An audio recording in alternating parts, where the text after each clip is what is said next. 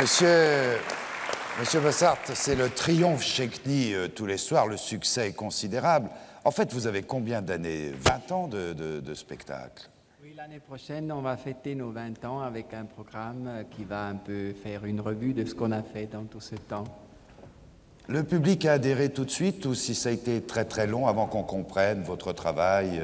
Comment ça s'est passé? Non, ce genre de choses qu'on a vues maintenant, ça a pris plus de temps. Et pour un peu éviter ça, on a aussi eu des choses parlées au début. On avait des petits sketchs parlés un peu dans l'humour de Beckett, et parce que les gens ont dû s'habituer à ce genre de communication, ces petits regards, ces petites choses émotives qui sont exprimées par ces êtres monstrueux. Et après, surtout quand on a pu sortir des toutes petites salles, ça a pris, parce qu'il faut une certaine distance. Alors qu'avec CNI, c'était un pari très osé, parce que de jouer en rond, c'est pas si évident, et que là, vous avez eu toute l'adhésion du public. J'ai lu des critiques formidables sur votre prestation, notamment chez CNI. Dites-moi, vous êtes une multinationale, vous avez combien de troupes là, qui tournent dans le monde? Oui, il faut toujours un peu que je me défends. Ah, c'est pas un reproche. Oui, c'est vrai, parce qu'en Suisse, en général, un artiste doit toujours rester celui qui monte sur la table du bistrot et fait 3 petits ronds. Et une fois qu'il a fait un peu un chemin, ça devient déjà un tout petit peu suspect. C'est pour ça que cette expression multinationale, c'est une entreprise qui a 20 ans, et à 20 ans, normalement, on fait des autres troupes, on se multiplie. Très bien. Et nous, les trois, on s'occupe plutôt de la création. Là, ça, c'est ce que vous avez vu, c'était Roger Reed et Jakob Benson qui sont au CNI, tandis que Bernie Schurch, Floriana et moi-même, nous sommes à Zurich à travailler au futur. Alors, il y a une autre prestation que nous verrons tout à l'heure. Question, les cinéastes, ce ne sont pas les cinéastes suisses ou autres, ne se sont pas intéressés à vous, à votre travail? Est-ce qu'il y a eu des courts-métrages de fait sur vous et par qui? Non, je dois dire qu'il n'y a rien de raisonnable. Alors, messieurs, Thomas, Jean-Luc, ça vous inspire pas, ça? Quand même, il y a un travail formidable, là. Non, Thomas? Oui, mais il y a des fois des choses qui dépassent le cinéma. Je trouve ça, c'est beaucoup plus beau de le voir. Et, c'est aussi 3-dimensionnel. Moi, j'aime le voir comme ça. Oui. Je Non, n'ai mais pas de nécessité de le filmer. Non, mais il faudrait quand même que l'un de vous fasse quelque chose pour que ça reste chez Freddy à la Cinémathèque. Dans 50 ans, on verra ce travail. Hein? Je crois quand même, parce que c'est fantastique, vraiment. Bon, on va vous retrouver tout à l'heure dans un autre exercice. Je ne dévoile rien. Freddy, une actrice, invitée, une seule. Bon, évidemment, palmarès, filmographie, exemplaire, Ingrid Caven. Oui, Ingrid Caven, parce que d'abord, il faut que je dise que je regrette l'absence sur ce plateau de Jeanne Moreau. Non, pas du tout. Vous l'aviez invitée. Oui, non, mais c'est... Enfin, bon, elle n'a pas pu venir. Non, je regrette l'absence sur ce plateau de Daniel Schmitt. Ah oui. Parce que Daniel est malade et il n'a pas pu venir, et donc ça, je regrette. Comme je regrette d'ailleurs d'autres absences, de ceux qui n'ont pas pu venir parce qu'ils ont passé dans un autre monde. Je pense quand même à Franju, à Pierrot Prévert, par exemple, ou à Buñuel, bon, qui pourraient aussi participer de cette famille. Mais enfin, alors Daniel ne pouvait pas être parmi nous, donc ça nous a conduit comme ça par l'idée qu'il fallait qu'il soit quand même présent d'une manière ou de l'autre. Et donc, Ingrid, d'abord, il faut savoir qu'elle a travaillé beaucoup avec Fassbinder, qu'elle a travaillé avec Daniel, Eutenard Odorny et La Paloma, qu'elle a travaillé avec Werner Schröter et avec Eustache. Je trouve que c'est un admirable palmarès. Enfin, c'est fantastique de dire qu'elle a travaillé avec ces gens-là. Et puis, en plus, je l'aime bien, donc ça me paraissait naturel qu'elle soit parmi nous. Elle a accepté et je suis très content. Et en plus, elle chante et elle va commencer par 2 chansons dont les paroles sont de Fassbinder, Montage, Vendredi l'Hôtel, Ingrid Caven.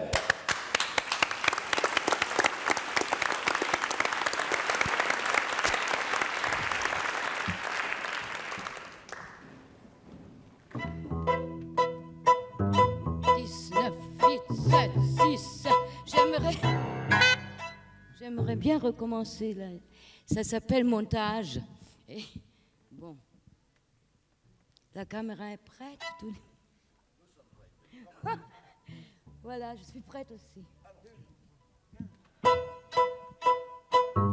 10, 9, 8, 7, 6, 5, 4, 3, 1. Panoramique de bas en haut sur Empire State Building.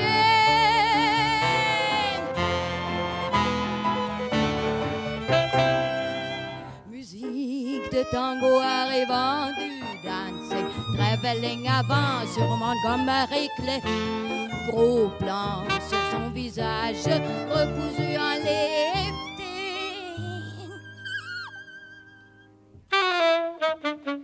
Travelling arrière, les nouvelles en néon de Times Square. Passe de droite à gauche à l'envers sur mon corps. Alfred Hitchcock est mort. The Soviet Army has just won the war. Contre-data Philips, ITT océanique, clic, clic, clic, clic, clic, clic, clic. 3h04, Helena Rubinstein est morte. Paramount plus 1, Coca-Cola moins 1, Xerox plus 1, dans la 5e avenue, une voix crie. Moteur. Action.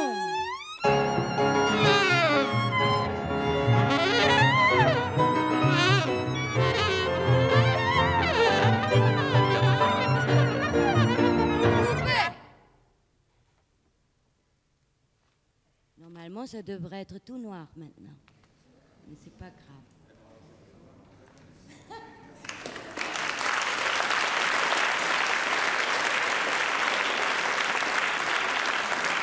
Merci.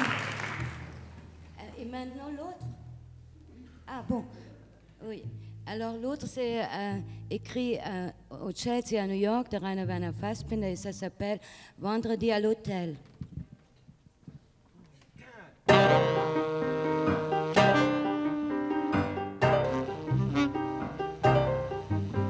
Das Handtuch ist so dreckig und die Asche verstreut. Aus dem Radio die Stimme von Brenda-Lee. Männer lieben, als hätten sie keine Zeit, unglücklich zu sein. Ja, das schaffen sie nie. Jenny wäscht sich schneller, ist heute in Eile. Na, hat es Spaß gemacht, sagt er und grinst. Aus dem Radio kommt immer nur die gleiche Zeile. Und ich sage, ja, ja, statt Johnny, du spielst.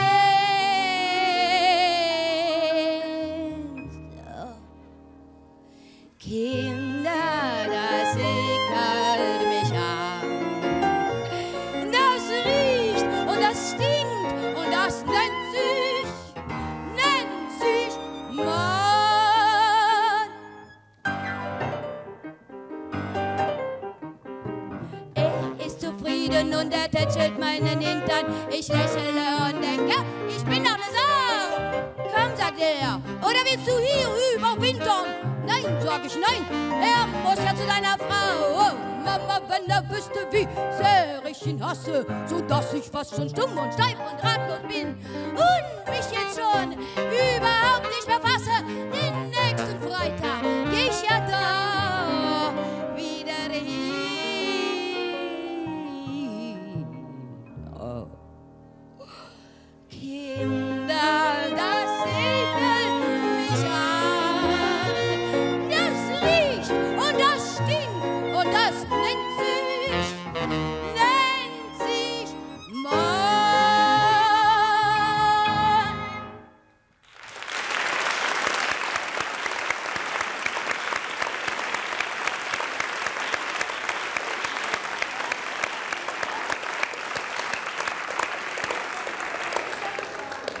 Merci Ingrid, nous allons vous retrouver tout à l'heure pour une seconde chanson qui s'appelle Shanghai, très très belle, et puis vous viendrez un peu parler avec nous. Alors, les rapports de Freddy avec les cinéastes. Tout le monde sait, Freddy, que vous êtes maintenant un godardien inconditionnel, les critiques sont dithyrambiques, mais Raymond Vouillabot, qui a des archives extrêmement précises, m'a donné une de vos critiques concernant À bout de souffle. Alors, je prends que la fin de la critique, qui est extrêmement sentie. À bout de souffle, dites-vous, pose le premier prototype non ambigu de l'arrogance fasciste qui se dissimule au creux de la nouvelle vague. C'était pas avec le dos de la cuillère, là, hein? Non. Hein, Jean-Luc? Il avait dû voir la version colorisée. Alors, Freddy, à quel moment s'est passé ce chemin de Damas godardien? Mais en fait, là, il y a un malentendu parce que... Ah oui, c'est vrai. Non, je n'ai jamais négligé les films de Godard. Je leur ai d'ailleurs accordé beaucoup plus d'importance en ligne qu'à beaucoup d'autres films. Mais à l'époque, d'abord parce qu'il y avait une espèce de bataille comme ça entre les gens de Positif et les gens des Cahiers. On était les défenseurs d'un cinéma qu'on voulait peut-être un peu formellement plus traditionnel, mais dont les contenus nous paraissaient, devaient être plus mordants, plus sociaux, éventuellement plus révolutionnaires. Et il me semblait que dans les films de Godard, il y avait des recherches d'ordre formel, mais où les contenus me semblaient pas tout à fait suivre. Et puis je dois dire aussi que j'avais un agacement terrible, parce que j'avais un grand amour. Non, parce que ça, ce sont des scènes de ménage. Oui. Je disais du mal de lui par amour, en disant il devrait aller encore au-delà de tout cela, parce que j'étais très agacé par l'accueil de ces films où il y avait un très large éventail de gens qui le saluaient comme un génie. Et parmi ces gens, il y avait des gens pour lesquels je n'avais pas une grande estime. Par exemple, Aragon, moi, je n'ai jamais eu d'estime pour Aragon. Alors, ça me paraissait étonnant qu'Aragon dise que Godard a du génie et qu'en même temps, je lise dans le Figaro littéraire qu'il en avait. Et je me disais, s'il en a pour tous ces gens-là, il y a quelque chose qui ne joue pas vraiment. Et puis, peu à peu, alors j'étais extrêmement méchant. Mais c'est une méchanceté amoureuse. Constructive. Et puis, non, amoureuse, passionnée. Et puis, peu à peu... Moi, ça a tourné avec des films comme que les gens connaissent plus. On va y arriver. Vladimir et Rosa, Ici et ailleurs. Puis ensuite, il y a eu quand même, il y a son attitude à Godard, c'est-à-dire à sa façon, par rapport à moi d'ailleurs, de ne me jamais... Il a envie de parler, Freddy, laissez-le. De ne jamais m'avoir fait la gueule, mais je l'ai insulté. Oui. Et donc, de ne m'avoir jamais fait la gueule, et puis peu à peu... Mais il y avait du vrai. Je pensais qu'il avait préparé. Mais il y avait du vrai. La cinémathèque est intéressante. Je veux dire, je ne sais pas. Ensuite, Freddy a aussi construit son entreprise et construire une cinémathèque ou sa boutique ou son atelier, c'est quelque chose. Et après, moi, j'ai construit des films ou une société de films. Donc après, on se retrouve, on voit les choses. Mais il y avait du vrai au départ. Moi, je veux bien revendiquer Je veux dire, j'ai été élevé dans un milieu qui est, disons, en gros, celui de Gilles, le roman de Rieux-La Rochelle. Donc, on suit. Ensuite, on s'en échappe. Disons, la nouvelle vague s'en est échappée. Elle est allée de la forme au fond. La tradition en France était d'aller du fond à la forme. C'était ça qui nous a séparés. Ensuite, on s'est retrouvés au milieu du lac. Alors, 1980, Festival de Cannes. Jean-Luc Godard présente Sauf qui peut la vie. Tiens, entre parenthèses, il y avait une actrice qui s'appelle Isabelle Huppert et dont nous sommes heureux d'apprendre qu'elle a eu le prix d'interprétation à Venise pour le film de Chabrol, Une histoire de femme. C'est bien qu'Isabelle Huppert revienne au premier plan car c'est une actrice merveilleuse. Je ne sais pas ce qu'en pense Jean-Luc, mais je pense qu'il l'aime bien. Et 80, donc, Sauf qui peut la vie. Salle Miramar, la salle de presse où généralement les gens ne sont pas tendres. Et la critique internationale attendait Godard au coin du bois, si je puis dire, avec les gourdins. Interview express à la sortie de cette projection. Et vous allez voir que c'est la découverte du chemin de Damas godardien par Buach. Regardez, 80, Cannes. Marcel Martin, quelles sont vos impressions sur ce Godard? Je trouve ça infantile. C'est un film infantile, c'est un film de détraqué sexuel. Et c'est un problème de psychanalyse et pas de critique cinématographique. Bernard Frangin, Progrès de Lyon. Quelles sont vos impressions? Non, c'est trop frais, on ne peut pas parler comme ça. Enfin, on est quand même un peu dérouté. On se demande si le grand Godard est bien de retour. C'est pas évident. Pierre Billard, le film français. Votre impression sur ce Godard? Moi, il me semble que Godard il s'est mis dans la position où était Coppola l'année dernière ou Fellini cette année, c'est-à-dire de créer une attente telle qui ne peut qu'engendrer qu'une déception. Et c'est au moment où on sort de la salle, la déception qui remporte tout le reste. On ne peut pas passer 10 ans ou 8 ans de sa vie à arrêter de faire du cinéma traditionnel et dire tout d'un coup, je vais vous présenter mon premier film quand on est un des génies du cinéma et ne pas entraîner une déception. Ça, c'est une règle presque absolue. J'espérais qu'il y échapperait, il n'y échappe pas. Alors je sais bien que demain, la raison m'aura ramené un sentiment plus positif, mais quand même, quand je sors, c'est l'accablement.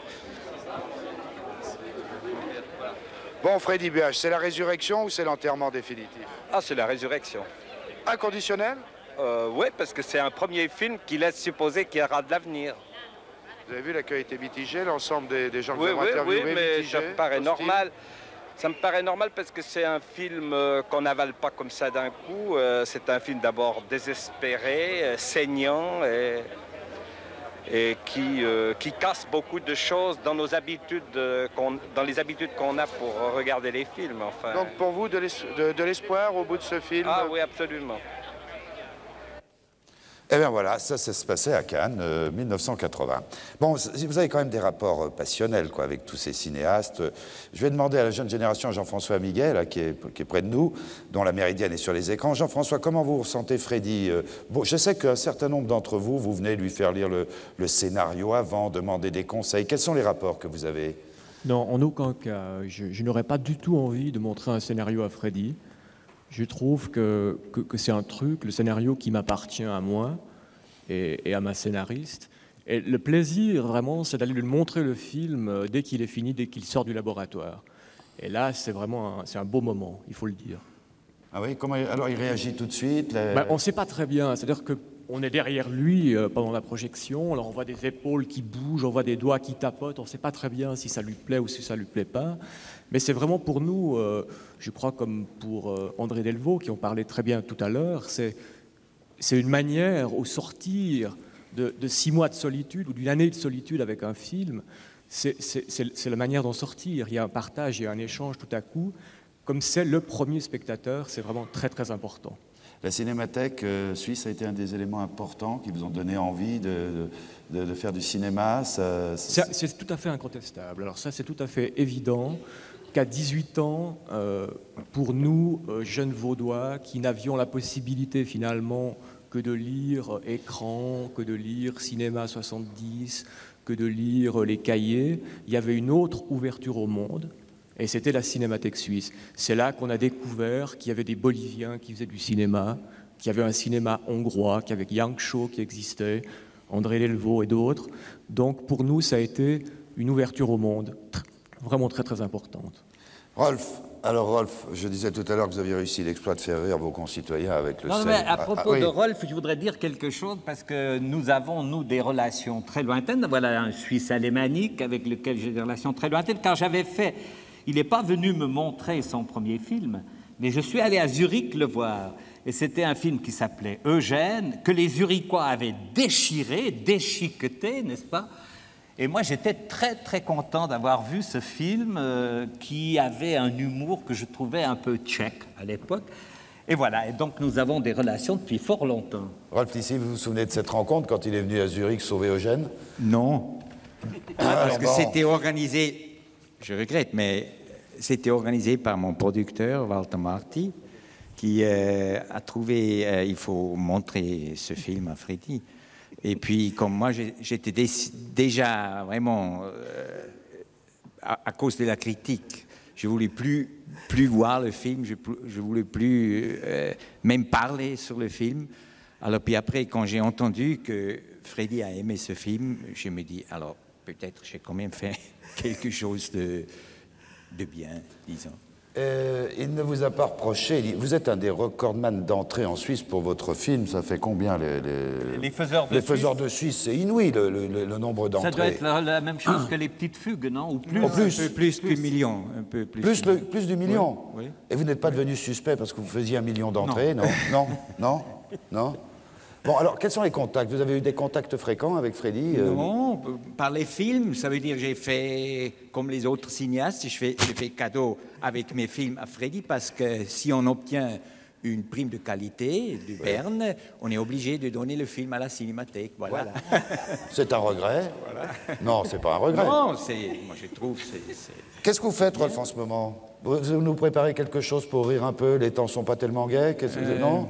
Malheureusement, je ne suis pas dans la situation comme Freddy, que je dirais, à mon avis, on pourrait dire qu'il est le seul cinéaste en Suisse qui peut travailler depuis 40 ans dans une certaine continuité, voilà. Alors, pas se bagarrer avec les commissions et avec... oui. Oui, je bagarre d'autant moins. Alors moi, je cherche l'argent, voilà, pour mon prochain film. Voilà. Ben lui, il ne se bagarre pas avec les commissions, parce que généralement, il les préside. Quant à l'argent, il y en a, ça va. On retrouve le BBFC qui est juste derrière nous, prêt à partir. Messieurs, quand vous voulez.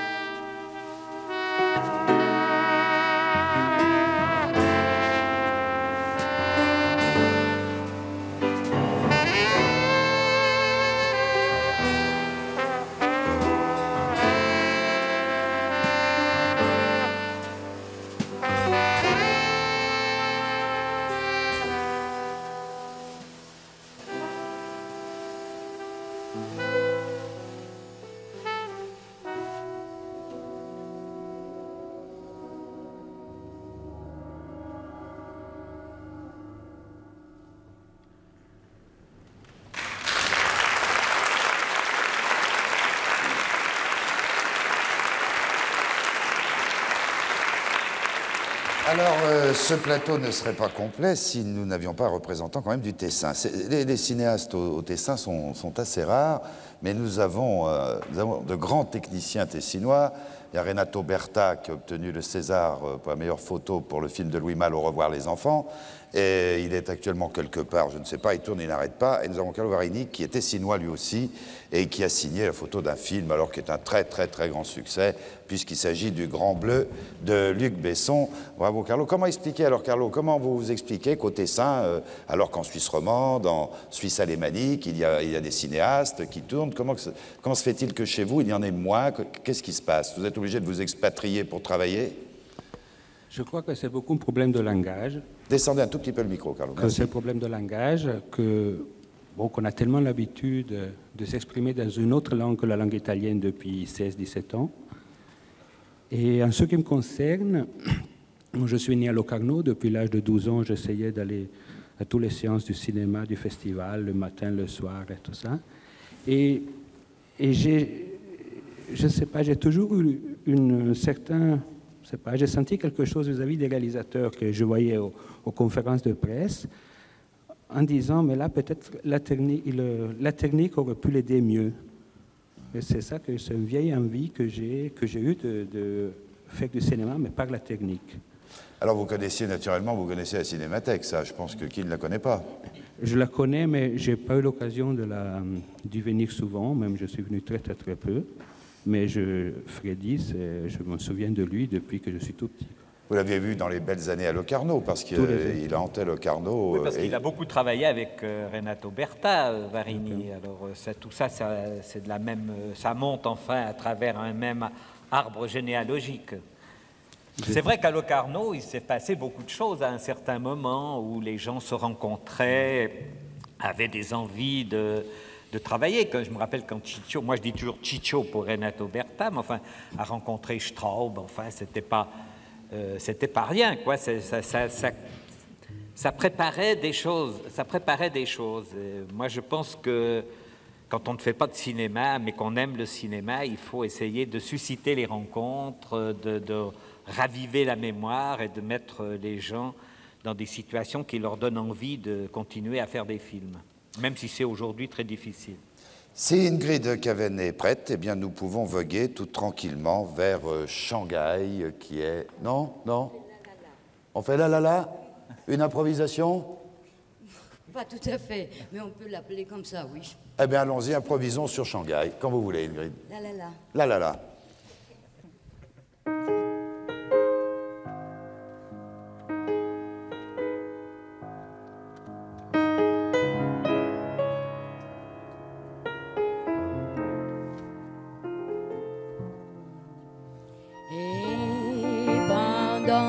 Ce temps-là, moi je fais la la la la la la la la la la la la la la la la. Le temps passera, tout ça s'effacera. La la la la la la la la, je ne serai plus là.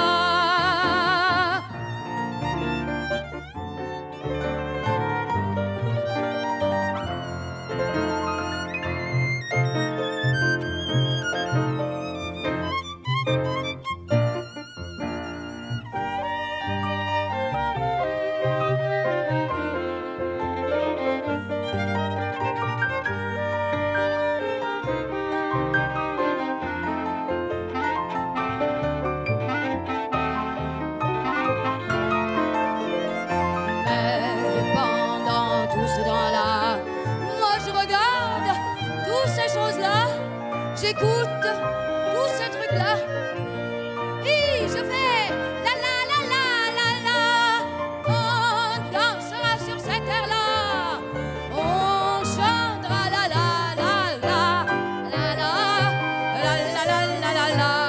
Je ne serai plus là.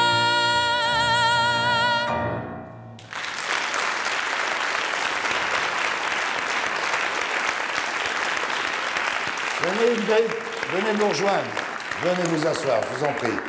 Eh bien, cela a très bien fonctionné. Venez vous asseoir, là. Vous devez trouver un micro. Voilà, il y a le micro. Qu'est-ce qui se passe? Un petit problème de rhume? Qu'est-ce qui est arrivé? Ah, j'espère qu'on l'a pas remarqué. Non, on n'a rien remarqué du tout. C'est à tel point musical que vous avez remarqué ça maintenant. C'est Freddy qui me l'a bon, soufflé. c'est toujours C'est Freddy. qui Alors Freddy, inspire. voilà la seule actrice invitée, là. Oui, la seule actrice invitée. Oui, ça manquait un peu de femmes. Je pensais qu'Anne-Marie Miaville pourrait venir, mais finalement, il y avait des cinéastes hommes. Ben, voilà. Et Ingrid, je répète, à cause de Daniel, à cause d'Ingrid elle-même, parce que je pensais que c'était bien que, en plus que le public roman la connaisse mieux. Et vous dites qu'elle a une filmographie exemplaire. Je dis qu'elle a une filmographie tout à fait exemplaire, oui, parce que avoir Fassbinder, Schmidt, Schröter et Eustache, je ne vois pas ce qu'on peut faire de mieux. C'est de la chance, Ingrid, dans une carrière, d'avoir... Oui. Oui, je pense que j'avais une énorme chance et je suis très content avec ça, oui. C'est plutôt la chance. Est-ce que le tour de chant, maintenant, prend le pas sur le cinéma? Il vous laisse un peu de oui, temps? Oui, parce qu'il n'y a plus tellement de rôles pour des femmes dans ma situation. C'est dommage, j'aime bien la caméra, j'ai un rapport assez excitant, oui. Au moins pour moi, avec la caméra, mais maintenant je chante, j'aime bien chanter aussi. Eh ben, personne ne s'en plaindra. Mais oui, c'est des rôles de femmes. Alors, messieurs, pensez un petit peu aux femmes. C'est vrai, là, les uns et les autres, là, les femmes sont... Pas seulement aux femmes de ma manière. Vous entendez, Thomas, ça? C'est non, tout mais près parce de vous, que ça. je suis aussi, je suis un peu superficielle et tout ça, alors. Mais qui dit ça? Qui Oui, oserait dire ça? Il faut des rôles comme ça. Où on peut jouer le rôle, où il ne faut pas s'identifier trop, où on peut jouer, par exemple, une actrice qui joue un rôle et tout ça. Vous avez connu Freddy. Vous vous souvenez de la première rencontre avec Freddy? Je ne sais pas si c'était la deuxième ou la première. De toute façon, c'était à la Coupole. Et je connaissais son nom. Et on était toute une table, une grande table. Et tout le monde était excité et plein d'espoir et plein de hystérie. Et tout d'un coup, quelqu'un entre à la Coupole comme un vieux roi. Je ne veux pas dire vieux, mais comme un roi qui connaît tout le monde et qui n'a pas besoin de s'énerver. Mais il m'a embrassée et c'était tout de suite très très beau. Oui, oui. Il est bien à toucher. Oui, oui. Sûr. J'arrête ou je laisse aller? Oui, non, je crois que tu arrêtes. Bon.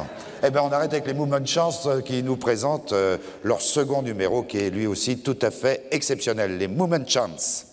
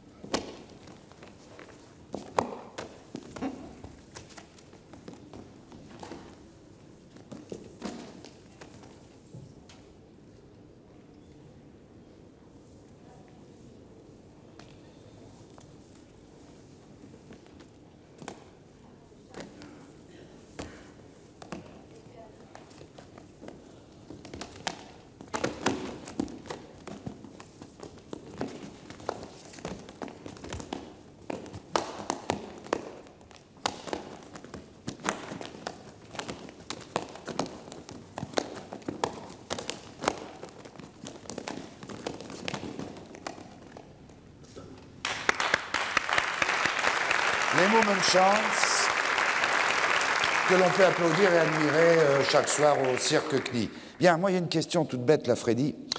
Quand j'ai fait l'introduction de cette émission, j'ai dit dans le cadre de l'année européenne du cinéma et de la télévision. Alors, je voudrais demander aux cinéastes présents, à Claude Goretta, à Thomas Kerfer, à Jean Rouge, président de la Cinémathèque française, à Miguet, et à Carlo Guarini. Qu'est-ce que ça veut dire l'année européenne du cinéma?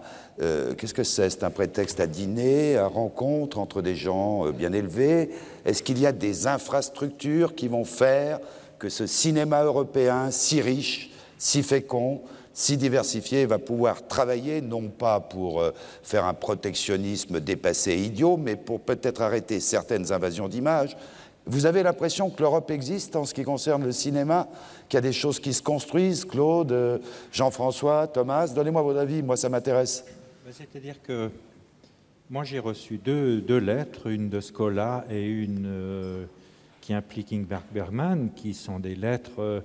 Enfin, il y a un certain temps déjà qu'on est entré en résistance et pour défendre une certaine idée qu'on se fait du cinéma par rapport à un ensemble. Et que font Scola et Bergman? C'est d'essayer de lutter pour la survie. Mais est-ce qu'on en réunissant les forces européennes, entre autres.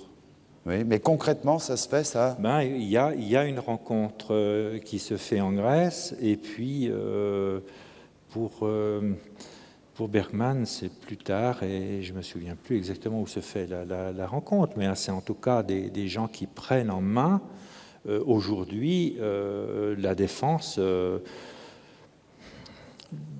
d'un certain cinéma qui fait partie, comme le disait le ministre d'un pays voisin, du gisement culturel d'un pays. Bon, je ne sais pas, vous avez ce sentiment, Jean Rouge ou Thomas Kerfer? Moi, je suis très ému par ce que tu dis, Claude. J'étais à Venise dans des circonstances très tristes, puisque un de nos amis de l'UNESCO, Enrico Fulchignoni, est mort le jour de l'ouverture du festival. Il faisait partie du jury du prix Rossellini, et les membres du jury qui étaient là m'ont demandé de le remplacer.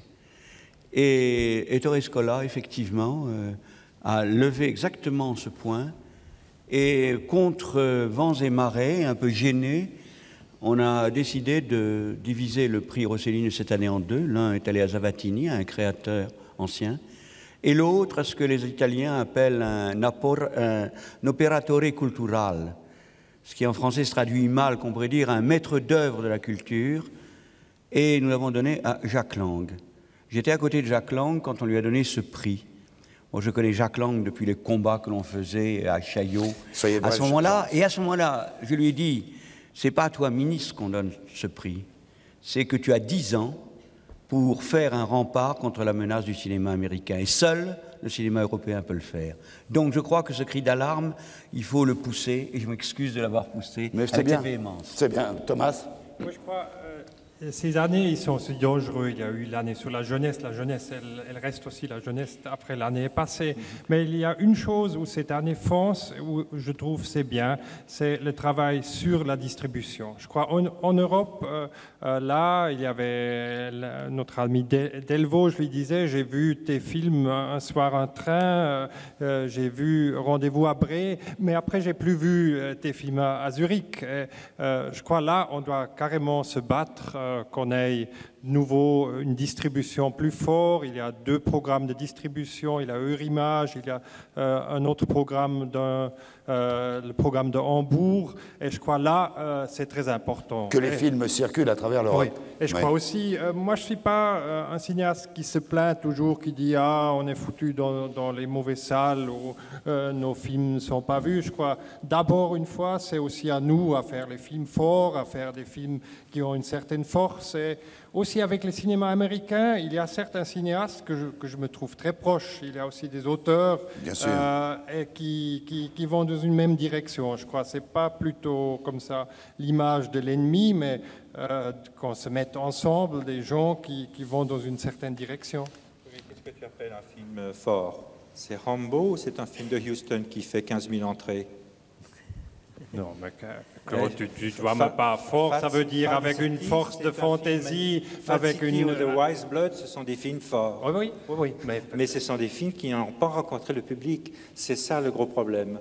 C'est qu'il faut bien, dans la structure de la société, trouver le moyen de porter les films qui ne vont pas vers le public facilement, parce que le public s'habitue à une démarche cinématographique, et tout ce qui sort de cette démarche n'est plus reçu. Combien de personnes ont vu Jean de Dublin, le dernier film de Huston? Et pourtant, ces 3 films que je mentionne, qui sont pour moi des films d'un jeune cinéaste de 80 ans passés, sont exemplaires dans l'attitude du cinéaste par rapport à l'ensemble du marché, dans la liberté avec laquelle il est fait, et il ne rencontre personne. C'est pas vrai qu'il rencontre personne. Et je crois qu'on doit se mettre en marche, nous aussi, pour aider au film. C'est pas dans la façon de se plaindre qu'on résout ce problème-là. Je crois qu'on doit mettre en marche des choses.